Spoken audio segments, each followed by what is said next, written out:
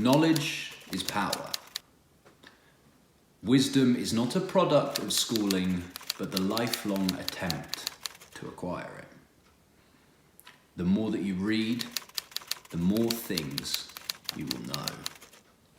Hello, welcome back to the channel. My name is Alex, and today I'm going to take you through how I went from a book-dodging, visual videoholic to someone who actually enjoys reading. Now, this was a very conscious choice of mine, and I'm going to take you through step by step how I did that. Now, I've always had a huge emphasis on being better, being the best version of yourself possible, constantly learning and always attempting to take yourself to that next level. But how can we do that? Well, as Einstein said, wisdom is not a product of schooling, but the lifelong attempt to acquire it. The standard way to learn is through school, it's through education, but just over a year ago, I left education for the first time. I finished my 4-year uni degree and started to realize that I really missed learning. I missed expanding my horizons and educating myself and being educated, which is actually really unusual because I thought I would never say that. My whole life, I have hated school. So that's something to admit for me, at least. Now, I tried to take courses, but I realized that this was simply for the piece of paper, simply to earn more money in certain jobs, to enhance my CV, but not actually to be educated. So as Francis Bacon so famously said, knowledge is power. The question was, now I'm out of education, how do I get it? Well, here's the interesting quote, and maybe Dr. Seuss had it. The more that you read, the more things you will know. Seems simple, but think about it. Reading is the path to knowledge. Now here's the thing, I've always wanted to read. My mum is a big reader.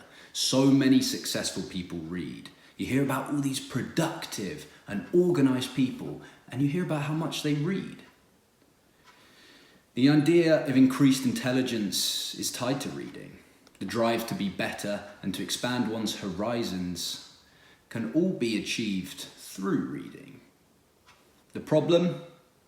I have always hated it. I've always hated reading. I've never had the headspace to read. I've never had the concentration to read. And I've tried so many times. I've tried so many times, and so many times I have failed. I've bought books, been gifted books, been given subscriptions, and every single time I noticed I either couldn't make it stick or I just did not want to pick up the book. And on top of this, I started to notice that my mind was so busy. Every time I picked up the book, my mind wasn't on the words, it wasn't in the moment, it was somewhere else. What am I doing later? What am I having for dinner? What's work like tomorrow? Now, as per the title of this video, this was the case. However, it wasn't until I met my partner, who loves to read, really inspired me to read more. And interestingly, regardless of inspiration, one needs impetus. One needs direction to pick up the book and to carry it on. So, here's how I managed to spur myself on to read more and to do it consistently.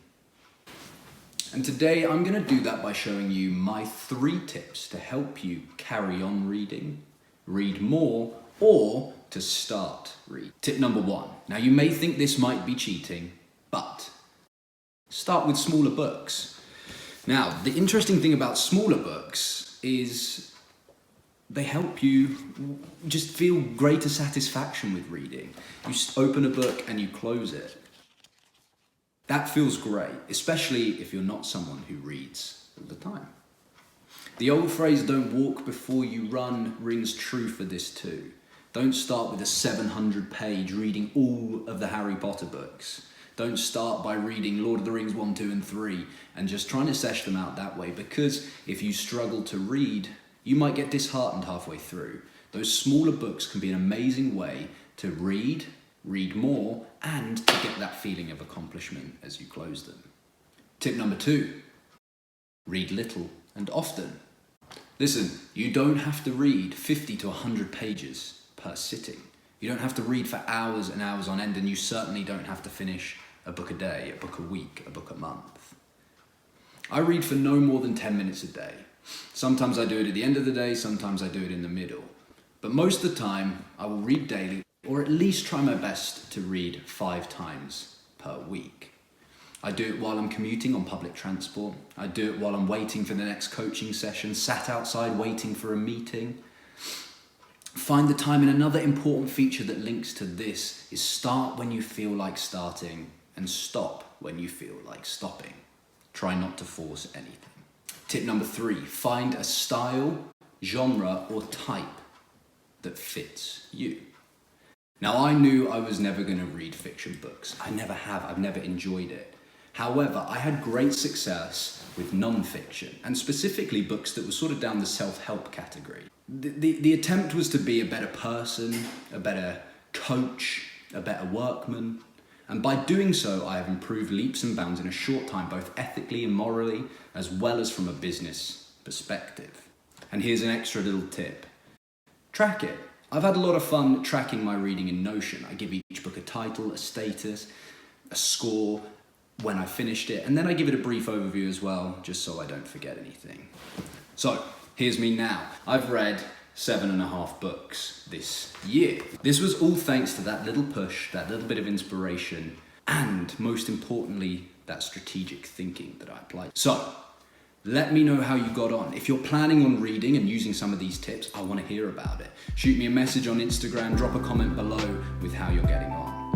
But if you like this, please do like and subscribe and follow for more content, because hopefully I'm going to be pumping it out